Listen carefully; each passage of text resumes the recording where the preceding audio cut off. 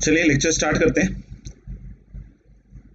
और देखते हैं। जैसे लास्ट क्लास में हम लोग एलएमबीटी और रोलिस थ्योरम पे कुछ क्वेश्चंस देख रहे थे, कुछ और भी क्वेश्चंस हैं, तो एक एक करके हम लोग स्टार्ट करते हैं। पहला जो सवाल है that you can write as let small N and capital F are continuous in close A to close B and derivable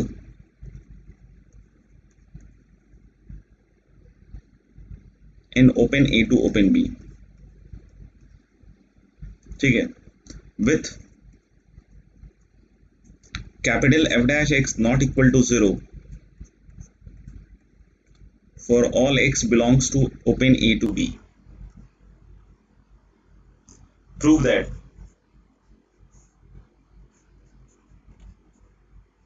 there is at least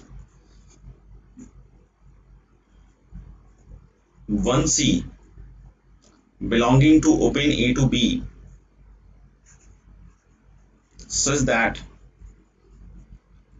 small f dash c upon capital F dash c equals small fb minus fa upon capital FB minus capital FA।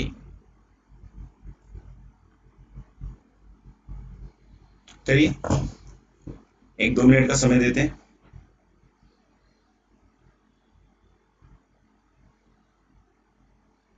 पता नहीं सुनेंगे।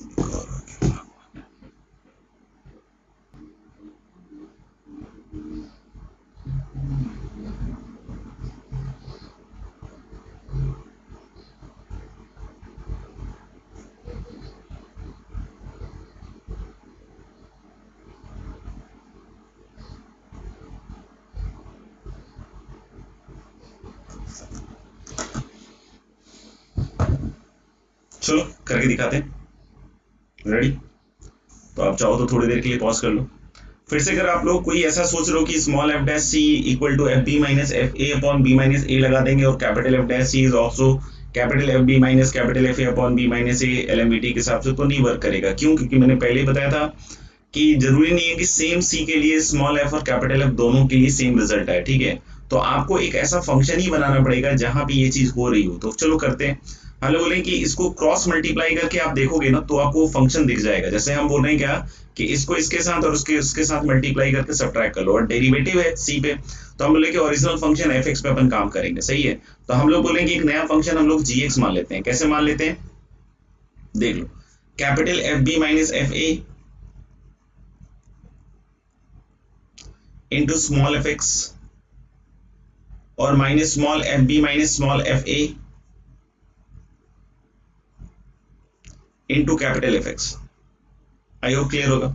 अब ये जो function है क्या एलएमवीटी के सारे कंडीशन सेटिस्फाई करता है? I hope yes it satisfies. क्यों? क्योंकि जो स्मॉल एफ है वो ए से बी में कंटिन्यूअस और डेरिवेबल जैसे क्लोज और ओपन वाला है, सब कुछ है, और इसमें कैपिटल एफ बी वही है।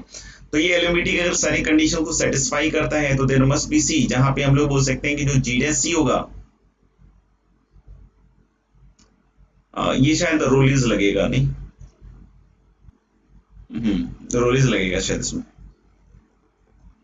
तो पहले हम लोग जी ऑफ ए निकाल के देखते हैं। Let us calculate ji A. Ji A कितना आएगा? Capital F B minus F A, ये तो यही था, और स्मॉल एफ ए, और माइनस क्या है भैया? Small F B minus F A into capital F A, सही है। तो ये क्या बन जाएगा? Capital F B into F A minus capital F A small F A, सही है ना भाई, minus small F B capital F A और प्लस क्या आएगा? Small F B sorry small F A capital F A. तो ये जो है इसके साथ कैंसिल आउट हो जाएगा और ultimately capital F B minus small F A और small F B into capital F A बचेगा। ऐसे जी बी निकाल लेते हैं। तो जी बी निकालोगे तो यहाँ एफ बी हो जाएगा, तो capital F B into small F B multiply करके लिख रहा हूँ, चाहो तो आप पेन यूज कर लेना, और capital F A into small F B बन रहा है, देखना ध्यान से, और माइनस कैपिटल एफ बी से मल्टीप्लाई करोगे तो small F B into capital F B, और माइनस माइनस यहाँ प्लस हो जाएगा small F A into capital F B. आप देखें F A into F B जो होगा वो कैंसिल आउट हो जाएगा, sorry F B into F B cancel out हो जाएगा, और ये फिर से आप देखिएगा capital F A F B with negative sign, यहाँ capital F A F B with negative sign, और plus F A small F A capital F B और small F A capital F B, ये दिख रहा है same आ रहा है। यानी यहां से क्या कंक्लूड कर लिया मैंने, जी ए इक्वल टू जी बी। तो ये रोलेस थ्योरम के तीनों कंडीशन सेटिस्फाई कर रहा है। कौन सा फंक्शन रोलेस थ्योरम के तीनों कंडीशन सेटिस्फाई कर रहा है, जी एक्स। तो दैट इंप्लाइज कि according to Rolle's theorem G dash C must be 0, और जी डैश सी करोगे तो डिफरेंशिएट करके सी रखना, ठीक है ना। तो F B minus F A into कितना लिखो, small F dash C minus small F B minus F A into capital F dash C equal to 0, और capital F dash X non zero है इसी के बीच में, तो small capital F dash C भी नॉन जीरो जाएगा, तो बस उसको उधर भी इसके डिवाइड कर लेना, एंड यू विल सी कि स्मॉल एफ डैश सी अपॉन कैपिटल एफ डैश सी जो रिजल्ट चाहिए था वो आपका आ गया। क्या आ गया भैया रिजल्ट, देखो this result is what, F B minus F A upon capital F B minus capital F ए।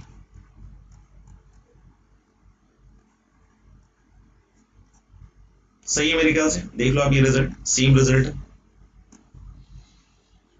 ठीक है। तो अपन नेक्स्ट पे चलते हैं। तो आपको बस थोड़ा सा दिमाग लगा के फंक्शन डिराइव करना है सो दैट कि आप वो रिजल्ट तक पहुंच पाओ, सही है क्या। अगले सवाल पे चलते हैं।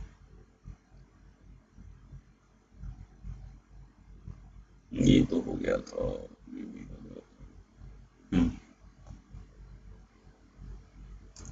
If small F is a differentiable function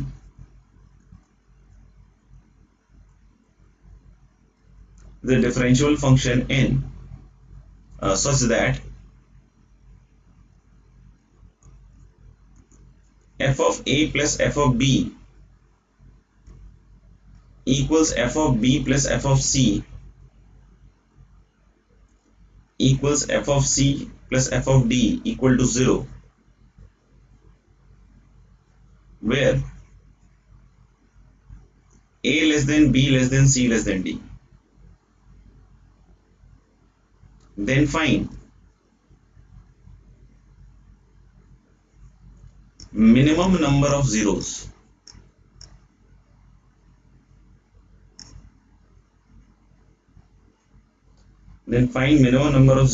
of the equation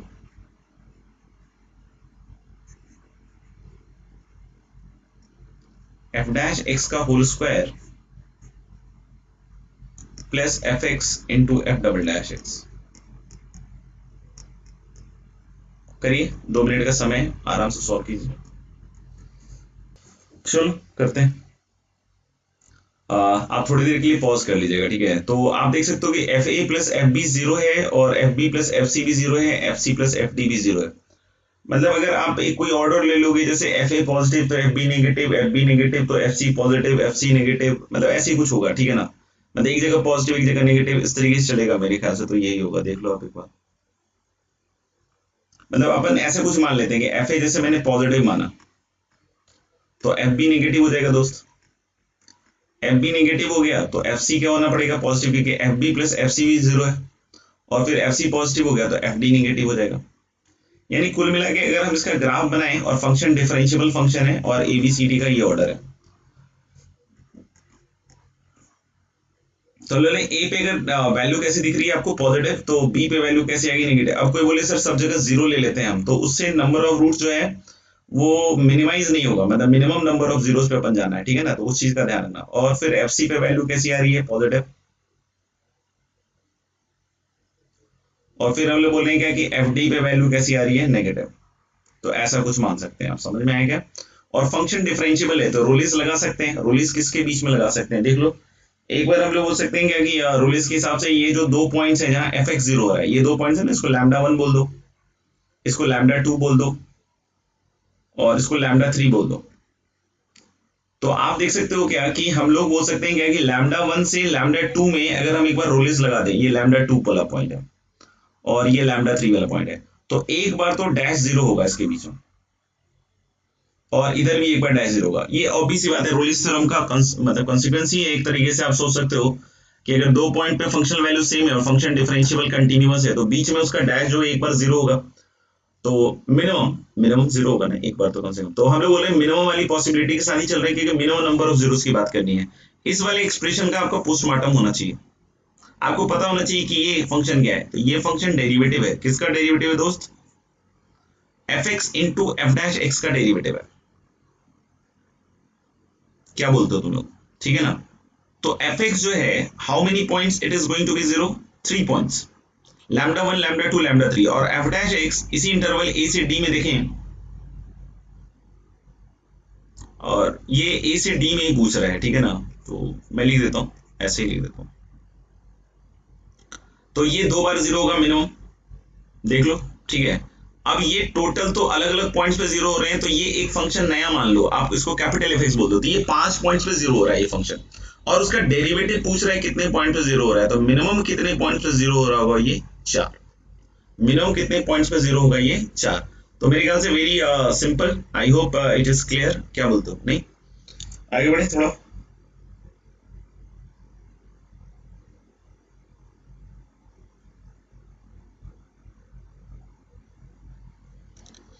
चलिए एक आध सवाल एस्टेब्लिशिंग इनइक्वालिटीज का भी है, तो उसको भी देख लेते हैं हम लोग, अपन लोग।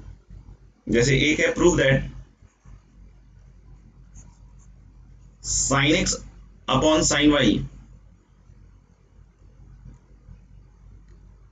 is greater than x upon y for all x and y are both positive and between 0 to pi by 2 of course, और y is greater than x, ऐसा दिया हुआ है, ठीक है ना। तो ये प्रूव करना है आपको, तो अच्छे से समझ के करिए।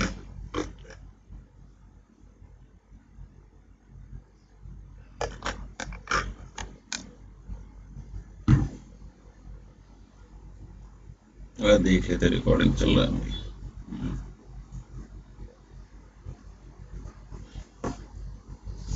तो 2 मिनट का पॉज कर लीजिएगा, मैं इसको करके दिखाता हूं आपको। इस तरह के क्वेश्चन में हम क्रॉस मल्टीप्लाई ये सब वो सब मत कीजिए, ठीक है ना। एक्स और वाई पॉजिटिव है तो आप फील लीजिए कि दो जगह की फंक्शनल वैल्यू दे रहा है। अब देखो ऐसा कुछ दे रहा है, तो एस्टेब्लिश इनइक्वालिटीज में हमने जैसे क्रॉस मल्टीप्लाई करके डेरिवेटिव करके, ये अलग तरीके से एक रिप्रेजेंटेशन है इनइक्वालिटी का। ये भी समझना बहुत जरूरी है। अगर इस तरह की चीज आपने नहीं समझी तो ऑफकोर्स आपको क्वेश्चन नहीं समझ में आएगा और सवाल गलत हो जाएगा। ये दो जगह आउटपुट कंसीडर कर रहा है, किस फंक्शन का आउटपुट कंसीडर कर रहा है? तो आई कैन सेफली से sin x अपॉन x। तो एक बार x पे आउटपुट कंसीडर कर रहा है इस फंक्शन का, और एक बार y पे, और बोल रहा है कि x का आउटपुट बड़ा होगा देन दिस। तो ये फंक्शन चेक करना पड़ेगा sin x अपॉन x। तो अगर आप इसको समझते हैं इसके बेसिक नेचर को, तो ये सवाल सॉल्व करना आपके लिए बहुत सिंपल है। इसी का डेरिवेटिव चेक करना होगा, एक्स स्क्वायर ऊपर क्या होगा दोस्त? x इंटू कॉस एक्स और minus sine x. Question rule I hope थोड़ा तो आता होगा। अपन इसमें से अगर हम लोग सपोज कर लो cos x निकाल लेते हैं, तो ये अब मेरे ख्याल से वर्ल्ड फेमस इनइक्वालिटी आ रही है, ठीक है ना। x माइनस टेन एक्स बच जाएगा। आप सब लोगों को पता है कि x 0 से पाई बाई 2 है, क्योंकि हमें 0 से पाई बाई 2 में बात करना है। cos x पॉजिटिव है, x स्क्वायर तो आपको समझ में आता ही होगा, और tan x x से बड़ा होता है 0 से पाई बाई 2 में। We all know this identity inequality, right. tan x is greater than x, तो ऑफ कोर्स ये नेगेटिव हो गया। ये नेगेटिव होना क्या बतलाता है कि fx equal to sin x upon x कैसा फंक्शन है? एक डिक्रीजिंग फंक्शन है। तो अगर हम लोग बात कर रहे हैं कि y is greater than x, तो इस फंक्शन की बात करें, ये फंक्शन डिक्रीजिंग है, तो fy और fx में कैसा रिलेशन होगा? बोलो, उल्टा होगा, क्योंकि डिक्रीजिंग फंक्शन है। तो fy क्या हो जाएगा? sin y अपॉन y, यही प्रूव करना था दोस्त, is less than sin x upon x। तो मेरे ख्याल से यही प्रूव करना था, और अब आप x और y को थोड़ा इधर उधर करके यहां तक पहुंच सकते हैं, और ये आपका फाइनली इनइक्वालिटी प्रूव हो जाएगा, राइट। आगे बढ़ते हैं हम लोग, ठीक है ना। जैसे बहुत बार क्या होता है कि हम किसी इक्वेशन के रूट्स, नंबर ऑफ रूट्स के बारे में भी चर्चा कर सकते हैं यूजिंग मोनोटोनिसिटी। आप लोगों ने देखा भी होगा बहुत सारे सवाल में इंक्रीजिंग डिक्रीजिंग करके हम लोग पता कर लेते हैं कि एक्स एक्सिस को कितनी बार काट रहा है, ठीक है। तो हम लोग नेक्स्ट वही ले रहे हैं, isolating a root of an equation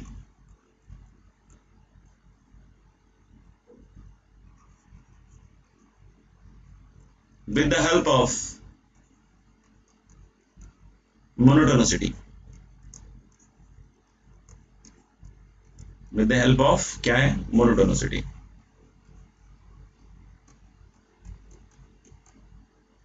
सही है। देखिए जैसे इसमें हम लोग ऑफ कोर्स सारी चीजें समझते हैं मोनोटोनिसिटी के बारे में, तो एग्जांपल के थ्रू ही आगे बढ़ेंगे, राइट। तो इसमें हम लोग सबसे पहला जो क्वेश्चन कर रहे हैं,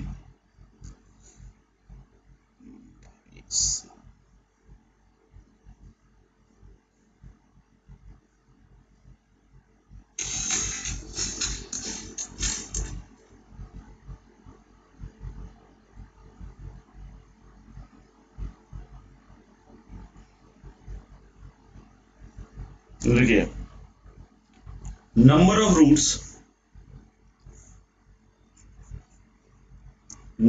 roots of the equation, number of roots of the equation is x cube plus 1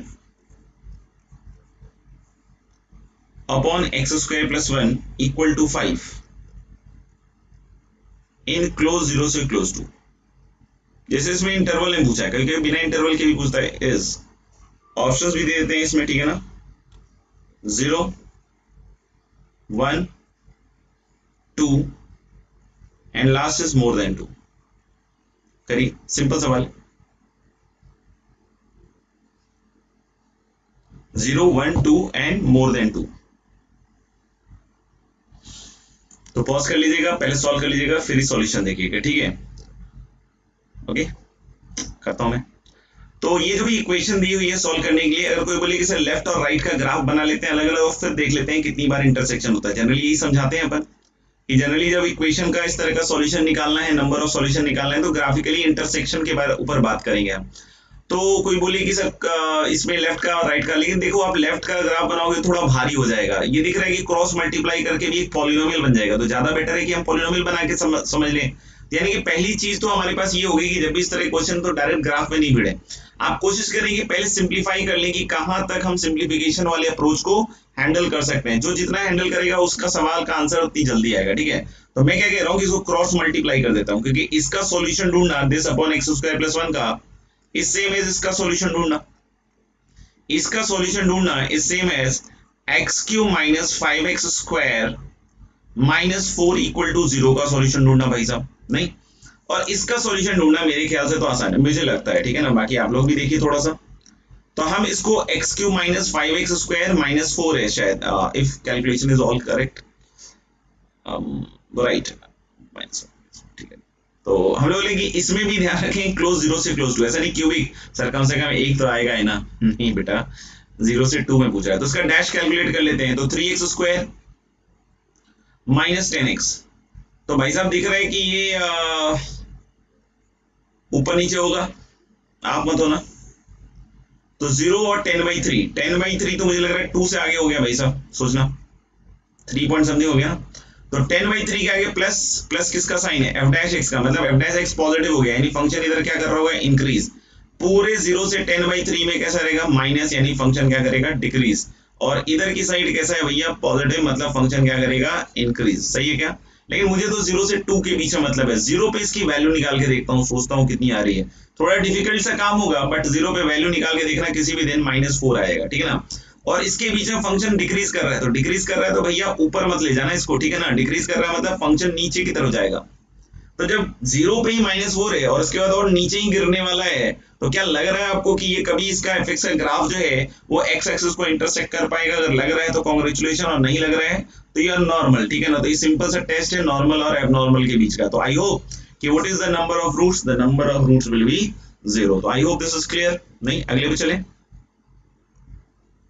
अगला सवाल आप लोगों की स्क्रीन पे आने वाला है।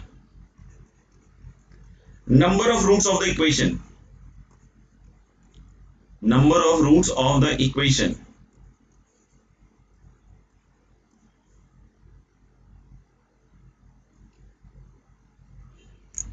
and the equation is 1 upon x plus 1 का whole cube minus 3x plus sin x equal to 0.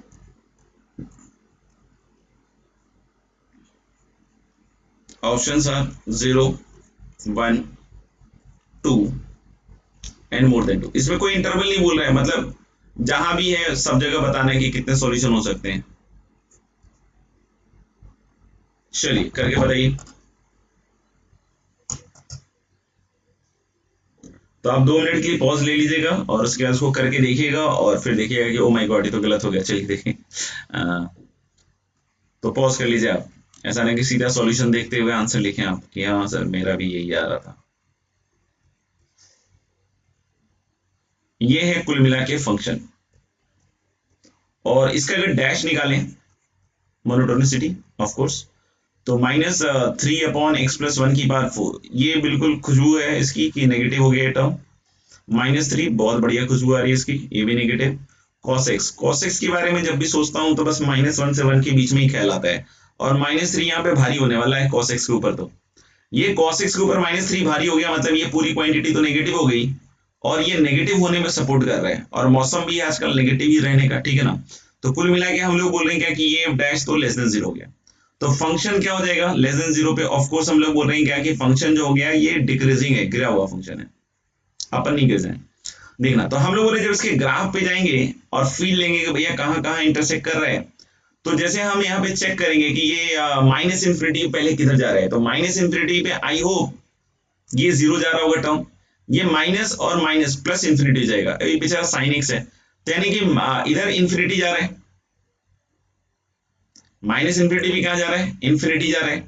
और अगर इन्फिनिटी पे देखोगे तो ये किधर जाता हुआ दिखेगा, इन्फिनिटी पे ये वाली चीज 0 जा रही है. फिर से देख लो इन्फिनिटी पे ये वाला टर्म कहाँ जा रहा है, फिर से 0. इन्फिनिटी और माइनस इन्फिनिटी दोनों पे, और ये वाला टर्म इन्फिनिटी पे कहाँ ले जाएगा इसको, माइनस इन्फिनिटी, मतलब ये इधर जा रहा है. तो बच्चे ये देखते हुए खटाक से बोलता है कि यार सर गिरा हुआ फंक्शन है, नीचे जाएगा और खट से एक बार काटेगा, सो द आंसर इज 1. यहाँ हो जाता है उससे बेचारे से सिली मिस्टेक. ठीक है, मैं बार बार एक चीज को आपको बोलता हूँ, बार बार बोलता हूँ क्या कि डोमेन का खास ख्याल रखें. ये फंक्शन थोड़ा सा कीड़ा कर रहा है. कैसे कि यहाँ -1 पे नॉट डिफाइंड है, यानी पहले एक तो -1 वाली लाइन आएगी x इक्वल टू -1. ये फंक्शन x इक्वल टू -1 पे नॉट डिफाइंड है तो ये लाइन आएगी x इक्वल टू -1 और -1 के पहले देखोगे तो ये कहां ले जाएगा इसको, माइनस इन्फिनिटी. -1 से जस्ट लेफ्ट में -1.000 समथिंग 1 रख के देख लेना, ये वैल्यू किधर की तरफ ले जाएगा इसका, माइनस इन्फिनिटी. ये दोनों फाइनाइट है तो कोई लेना देना नहीं है. तो यहां से इन्फिनिटी से ये घटना चालू होगा और ये माइनस इन्फिनिटी की तरफ जाएगा इधर. और -1 प्लस यानी कि -0.999 ऐसे करके देख लेना, ये प्लस इन्फिनिटी ले जाएगा और इन्फिनिटी से इधर की तरफ जाएगा. ठीक है, 0 पे जाओ तो वैल्यू निकाल लो, 0 पे मेरे ख्याल से वैल्यू 1 ही आ रही है. तो फिर ये इसके बाद इधर से दिख रहा है और फिर ये इधर माइनस इन्फिनिटी जाएगा. तो कितनी बार काटेगा, 2 बार काटेगा. तो this is wrong answer. Correct answer is going to be what, 2. Domain का लफड़ा.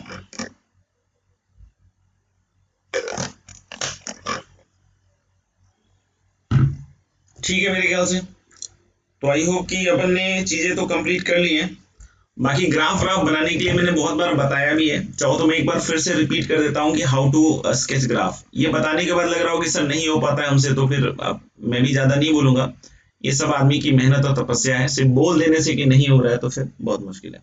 ग्राफ ड्रॉ करने के लिए, ठीक है ना, जो भी बच्चे मेहनत करने वाले हैं उनके लिए है, वो हमेशा ग्राफ बना लेंगे. और सबका ग्राफ बनाना जरूरी नहीं होता है, पहली चीज. बहुत सारे बच्चों को लगता है कि सबका ही ग्राफ बनाना जरूरी होता है, तो नहीं भाई ऐसा नहीं है. ये मैंने कुछ दिनों पहले भी बतलाया था कि ग्राफ कैसे ड्रॉ करें. 4 बेसिक स्टेप्स हैं, समझ में आएगा. कभी कभी ये एसिडिक हो जाते हैं डिपेंडिंग अपॉन योर नेचर, ठीक है ना, क्योंकि आप ही मीडियम है, नहीं बेसिक टू एसिडिक कन्वर्ट करने वाले. तो पहली चीज है कि राइट द डोमेन. जिस भी फंक्शन का ग्राफ बनाना है, मैं ये नहीं कह रहा हूं कि आप सारे फंक्शंस का ग्राफ बनाने लग जाएं. कोई भी फंक्शन देखें तो ग्राफ बनाने लग जाए, जरूरी नहीं उस क्वेश्चन में ग्राफ बनाना उसके लिए जरूरी हो, ठीक है ना. हो सकता है बिना ग्राफ के भी सवाल सॉल्व हो रहा हो, लेकिन हाँ लग रहा है कि आपको सॉल्व वॉल्व हो गया, सब कुछ कर लिया सर मैंने, लेकिन फिर भी सिंपल सा फंक्शन दिख रहा है ग्राफ। अब बिल्कुल आप कॉम्प्लिकेटेड ग्राफ बनाना चाहोगे, नहीं सर मैं तो इसका बनाऊंगा उसका, तो बेटा आप फैंटेसी के साथ जी रहे हो, वो आप जीते रहना, ठीक है। बाकी हम आईआईटी वाले बच्चों की बात कर रहे हैं, ठीक है। तो होने के लिए आपसे हो सकता है कुछ भी नहीं हो, लेकिन ग्राफ आप बिल्कुल धुरंधर बनाना चाहते हो। तो मैं बतला रहा हूँ बिगिनर्स के लिए बहुत सिंपल तरीके से काम करेंगे। क्या काम करेंगे कि पहली चीज है राइट द डोमेन, और डोमेन भी जैसा कि मैंने पहले बताया था कि आप बिल्कुल उसको ओपन करके लिखें। जैसे कि अगर डोमेन आर आ रहा है या डोमेन r-0 आ रहा है, don't write it like this r-0, don't write it like this r-0, you should write it like this minus infinity से 0 यूनियन 0 से इंफिनिटी। आप बोलोगे सर इसमें फर्क क्या है? फर्क कुछ नहीं है, फर्क एटीट्यूड का है आपके, ठीक है ना। हाँ, बाकी अगर आपको इसमें भी दिख जाए ये चीज तो आप ऐसे भी लिख सकते हो, लेकिन मैं बिगिनर्स की बात कर रहा हूँ। तो डोमेन लिखो तो मतलब अब ऐसा फर्स्ट स्टेप बता दिया तो कुछ तो इतने ही मान होंगे जो हर एक का डोमेन ही लिख देंगे। मेरे कहने का मतलब अगर ऐसा डोमेन आ रहा हो तो आप ऐसा लिखिएगा, ठीक है ना, रादर देन, यानी कि पहला स्टेप है राइट डोमेन और बिल्कुल खोल के लिखना है डोमेन, ठीक है ना। आर आ रहा है तो आर मत लिखो, कैसे लिखो बोलो, माइनस इंफिनिटी से इंफिनिटी, ठीक है। इससे हमें पता चलेगा कि हमें कौन कौन से ऐसे पॉइंट्स है जहां फंक्शनल वैल्यूज की जरूरत पड़ेगी। आप समझ रहे हो, ऐसे कौन कौन से पॉइंट्स है जहां हमें फंक्शनल वैल्यू की जरूरत पड़ेगी। जैसे यहाँ पे हमें दिखेगा कि माइनस इंफिनिटी पे फंक्शन को चेक करना जरूरी है कि माइनस इंफिनिटी किधर जा रहा है, क्यों, क्योंकि माइनस इंफिनिटी भी डोमेन में उधर जा रहा है और इंफिनिटी की तरफ भी जा रहा है, तो ग्राफ तो दोनों तरफ बनाओगे ना इंफिनिटी पे। यानी कि अब सेकंड स्टेप होगा कि लिमिटिंग वैल्यूज और फंक्शनल वैल्यूज निकालने हैं क्रिटिकल पॉइंट्स के। क्रिटिकल पॉइंट्स ना बोल रहा हूं मैं, क्रिटिकल पॉइंट भूल जाना कि क्रिटिकल पॉइंट्स का एक अपना मतलब है। तो limiting values and functional values की बात करेंगे of some specific points.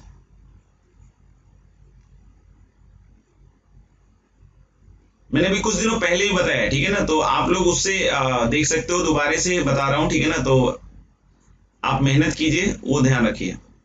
Limiting values और functional values of some specific points, ठीक है ना, कुछ स्पेसिफिक पॉइंट्स के लिमिटिंग और फंक्शनल वैल्यू जरूर निकालें। जैसे यहाँ पे क्या क्या निकालेंगे, माइनस इंफिनिटी की लिमिटिंग वैल्यू, फिर 0 माइनस 0 प्लस निकालेंगे, और एक और पॉइंट, अगर 0 डोमेन में है तो जरूर फंक्शनल वैल्यू निकाल लें f0 if it is in domain. तो उस चीज को रिपीट कर रहा हूं मैं, समझ में आएगा, और एक ग्राफ और बना के दिखा दूंगा आपको, ठीक है। थर्ड चीज क्या होगा कि वही डैश निकाल के मोनोटोनिसिटी जज करें। और फोर्थ पॉइंट, इन केस अगर आपका क्वेश्चन उस लेवल का है कि आपको कॉन्केविटी की बहुत दरकार है, तो डबल डैश से कॉन्केविटी भी निकाले। अगर लग रहा है कि नहीं बिना कॉन्केविटी के कॉमन सेंस से मैं कॉन्केविटी जज कर लूंगा, तो आप उसके हिसाब से भी काम कर सकते हो। तो ये ओवरऑल मोटा मोटा हम लोग को ग्राफ बनाने के लिए ये सब चीजें चाहिए होंगी, ठीक है। आप बहुत ज्यादा प्रयास मत कर देना कि ठीक है ना जो भी फंक्शन मिले सबका ग्राफ बनाऊंगा मैं, ठीक है ना। चलो एक मैं जैसे पहले हम लोगों ने बचपन में देखा होगा quadratic upon quadratic, linear upon linear, इस तरह का, तो एक ग्राफ में उसका आपको बता देता हूं। X square minus x plus one upon X square plus x plus one. एक बार देख लेते हैं यार चल रहा है कि नहीं चल रहा है, कभी कभी बीच में धोखा भी दे देते हैं।